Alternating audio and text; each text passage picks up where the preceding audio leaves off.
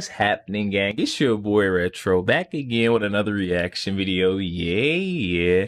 So we got another huge update. You guys can probably already tell it's going down by the title. We've got the big guy, Joe Biden, coming out exposing Kamala Harris, her campaign, and why they will never be able to take the seat as president later on this year. Guys, I'm excited to get into it, see exactly what details Joe Biden has to offer. But to get straight into it, just make sure you guys hit that like button, hit that subscribe button. It doesn't cost you one thing, guys. Hit that like button, also hit that subscribe button. Without further ado, let's jump into it, you guys. The school districts in the country, in Los Angeles and in San Francisco. And she did not, I didn't see a single solitary time she brought a case against them to desegregate them. Secondly, she also is in a situation where she had a police department when she was there that in fact was abusing people's rights. And the fact was that she, in fact, was told by her own people, that her own staff, that she should do something about and disclose to defense attorneys like me that you, in fact, have been, the police officer did something that did not give you information would exculpate your client. She didn't do that. She never did it. And so what happened? Along came a federal judge and said, enough, enough, and he freed 1,000 of these people. If you doubt me, Google 1,000 prisoners freed, Kamala Harris. Thank you, Vice President. And he still voted her in, put her in a seat as VP, his running mate. That's interesting, guys. Very, very interesting. Maybe she was bought her seat in as VP, you know, after getting these details. President Biden and Senator Harris, your response? This is simply not true. And as Attorney General of California, where I ran the second largest Department of Justice in the United States, second only to the United States Department of Justice, I am proud of the work we did, work that has received national recognition for what has been the important work of reforming a criminal justice system and cleaning up the consequences of the bills that you passed when you were in the United States Senate for decades.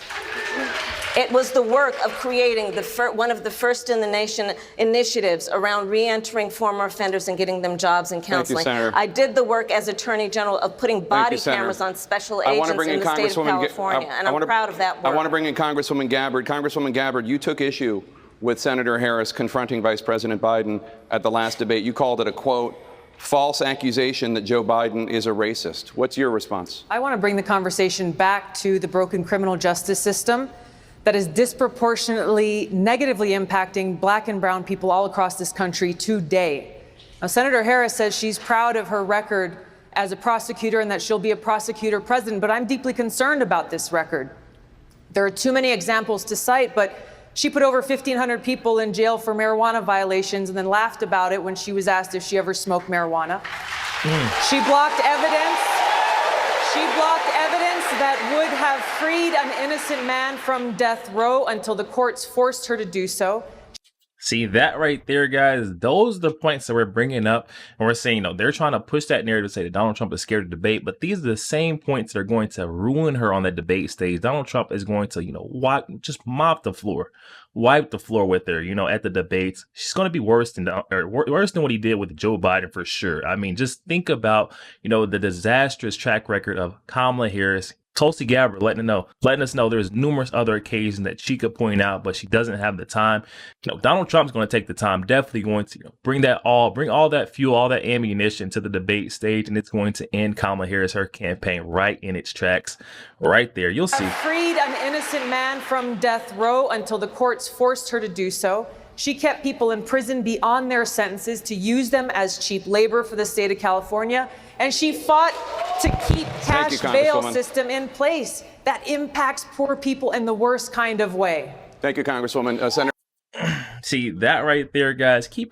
She's essentially using them as slave labor, cheap labor, keeping these women past their sins in order to work for cheap labor. Oh my goodness, guys. Let's hear what the swing state voters have to say on Kamala Harris. That was Joe Biden, Tulsi Gabbard, absolutely heating her up. Let's get straight into it, guys. Who do you blame for President Biden being in office in this condition? Who deserves the blame? His close staff. They work with him every day. So I think that's what also makes me nervous about the Vice President Harris. Yeah. Talk about that a bit. So yes, she's going to be in it, but she also helped keep him in where he's at right now, and if he really is as bad as what they've been saying, I think if he steps down as president and she steps into the presidency before the end of his term, it almost makes me question a little bit more why it didn't happen sooner. She's worked with him. She's been, to my understanding, with him daily, or at least a couple of days a week. Why hasn't this been brought to her attention if she's willing to hide that type of information once she's in office? Now what she's willing to hide for herself. Who do you blame for?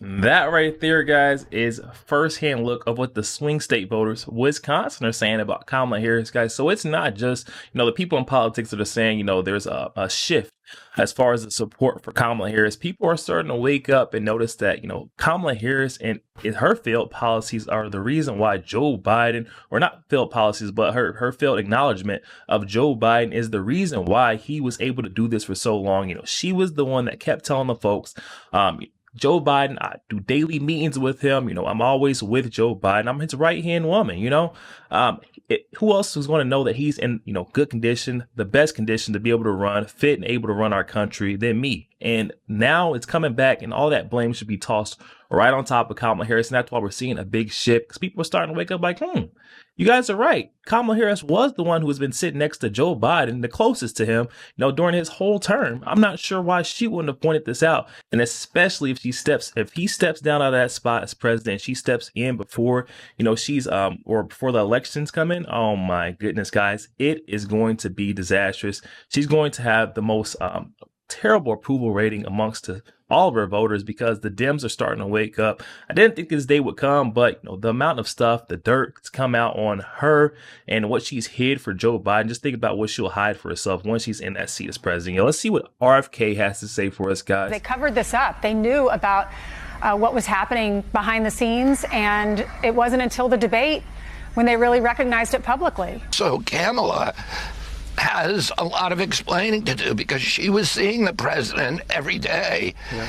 And she was telling the American public again and again and again, he's completely he's completely capable of running the country. There's no signs of deterioration. There's no signs of cognitive impairment. And that clearly was not true. And I think that she has a vulnerability there, whoever she runs against. She has a big vulnerability about explaining, because she's been the concealer in chief. The concealer in chief, you guys. That right there should let you know how folks are starting to feel about Kamala Harris. When you start to, at first, it was almost a saving grace for the Dems. They were like, oh my gosh, knight in shining armor. The Superman come in and save the day, get this guy Joe Biden off the spot. But then you start to realize who's coming in and who's saving. You're like, it's the same person that's been telling me this guy was all right, essentially telling us that we don't need saving from the guy that we just got saved from. I mean, come on, guys. How much more obvious does it have to get? Okay, then we got Donald Trump here with a wrap up. This is a Truth Social post. He's saying that I will expose Kamala Harris during the debate the same way I exposed Crooked Joe, Hillary, and everyone else during the debates. Only I think Kamala will be easier. That's DJT. That's Donald J. Trump coming out saying Kamala Harris is going to be a waltz in the park because of this huge vulnerability that she has. She's got a gap in her campaign right there where she's saying she's done a cover up, the concealer in chief. Guys, definitely hop in the comment section. Let me know your thoughts on the biggest cover up job we've seen yet. Also, make sure you guys hit that share button. Share us out to as many Facebook friends as possible. Guys, share the truth.